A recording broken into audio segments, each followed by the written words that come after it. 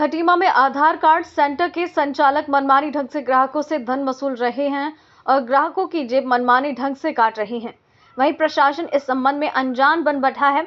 आज मीडिया की शिकायत पर हिमांशु जोशी, तहसीलदार खटीमा द्वारा बाल विकास परियोजना खटीमा में संचालित आधार कार्ड सेंटर्स का निरीक्षण किया गया, जिसमें निरीक्षण के दौरान पाया गया कि आधार कार्ड संचालक द्वारा आवेदक से ओवर रेट लिए जाने की शिकायत प्राप्त हुई।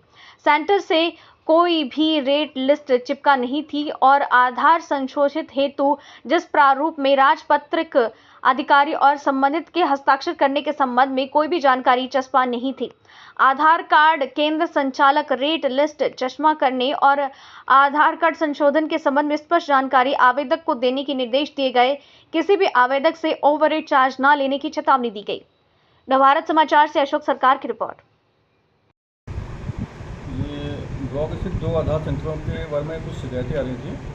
एक तो शिकायत ओवररेट के संबंध में थी और दूसरी शिकायत थी कि आधार संशोधन के लिए जो प्रक्रिया है उसमें जनता को मिसगाइड किया जा रहा था। उसमें बहुत सारे ऑप्शंस होते हैं बताने के। सबसे आसान ऑप्शन आप जानते हैं, तहसीलदार और एसडीएम जो हमेशा ही अवेलेबल होते हैं, दोनों में से कोई ना कोई हमेशा ही मिल जाएगा। वहाँ भेजने के में उनको मिसगाइड किया जा रहा था। उनसे कहा जा रहा था कि नहीं मिलेंगे, वहाँ प्रक्रिया बहुत लंबी होती है, ऐसी चीज़ बताई जाती है। जबकि यहाँ पे प्रक्रिया हाथ होती है। कोई भी आधार कार्ड वेरिफिकेशन के लिए फॉर्म लाता है, सीधे पुराना आधार कार्ड देकर सत्यापन तुरंत हाथ कर दिया जाता है। और ये मेरे द्वारा भी किया जा रहा है, एसडीएम महोदय के द्वारा भी किया जा रहा था। ऐसी शिकायतें मिली कि इनके द्वारा तहसील के स्तर पे गलत सूचनाएं जनता को दी जा रही थी। इस संबंध में ये निरीक्षण किया गया और ये पाया गया कि वहाँ पर रेट लिस्ट नहीं लगी है। रेट लिस्ट बहुत छोटे शब्दों में लिखी थी, फटी हुई थी, जो कि आपत्तिजनक थी और जनता द्वारा ओवररेट की शिकायतें भी मौके पे ही की गई।